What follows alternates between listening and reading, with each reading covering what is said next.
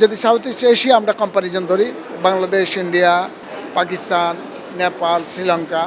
নেপাল শ্রীলঙ্কার ফুটপ্রিন্ট তত বেশি না, কিন্তু আপনি যদি ভারতের কথা চিন্তা করেন, তাদের সোলারে পাওয়ার প্ল্যান্ট যেটা বসেছে সেটা 150 গিগাওয়াট, আনবিলিভেবল সাকসেস। সেখানে তাদের রুপটপ আছে 18,000 মেগাওয়াট, আমাদের রুপটপ মাত্র 445 মেগাওয়াট। কেন? এখন আপনি কেন? প্রথমত হচ্ছে ইন্ডিয়াতে রুপটপ পোর্টাল নামে প্রাইম মিনিস্টার একটা প্রোগ্রাম আছে, সেখানে তারা সাবসিডি দিয়ে থাকে। তারা আপ টু 3 কিলোওয়াট পর্যন্ত আপনাকে 60,000 রুপি সাবসিডি দেবে। আবার 3,000 যখন আপনি 3 কিলোওয়াটের উপরে যাবেন, দেন তাদের ক্যাপিং একটা আছে, মানে 70,000 পর্যন্ত আপনি দেবেন।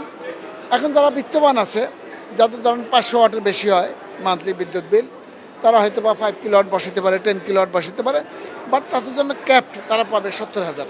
ছোটো ছোটো ঘর যারা 1,000 ওয়াট, 2,000 ওয়াট বা আপনি 1 কিলোওয়াট লোড, তাদের জন্য কিন্তু অনেক সাশ্রয়ী।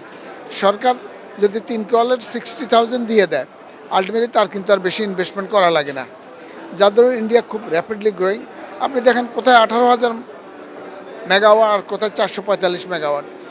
এখন পাকিস্তানে রুপটপ হয়ে গেছে 5,300 মেগাওয়াট, আমাদের অনেক পরে স্টার্ট করেছে।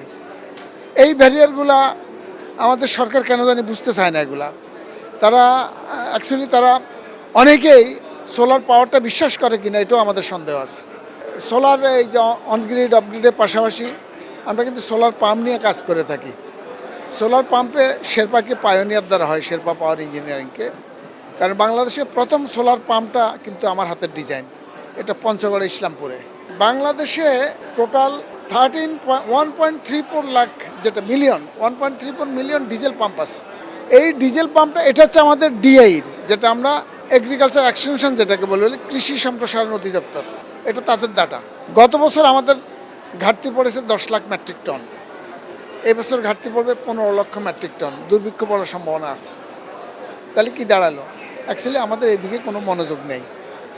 এখন আপনি আসেন, একটা ফার্মার যদি 12 বিঘা চাষাবাদ করতে যায়, ওনার বছরে ডিজেল লাগে $445, অর্থাৎ 1,10,000 টাকার ওনার ডিজেল লাগবে।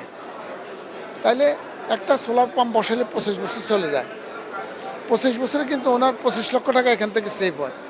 একটা সোলার পাম্প বসাইতে খরচে মাত্র 2.5 লক্ষ টাকা 12 বিঘার জন্য। তাহলে হচ্ছে এই 14 লক্ষ ডিজেলে সরকার প্রতি বছর ডিজেল আমদানি করতে হয় 1.2 মিলিয়ন মেট্রিক টন ফার্মারদেরকে ডিজেল দেওয়ার জন্য, কিন্তু ফার্মাররা ডিজেল কিনতে পারতেছে না, ডিজেলের দাম বেশি। তো এখন এই সোলার দিয়ে যদি একটা রিপ্লেস করেন, তাহলে এই ডিজেলটা রিপ্লেস হয়ে যাবে, আপনার পরিবেশ ভালো থাকবে, আপনার কার্বন নিঃসরণ কম হবে। আপনার ডিজেল যে আপনি ইম্পোর্ট করেন, এই ডিজেল পাম্পের জন্য আপনার ডিজেল ইম্পোর্ট করতে হয় $1.3 বিলিয়ন। তাহলে আমার রিনিউয়েবল এনার্জিতে আসলে আমার ডিজেলটাও সেভিংস।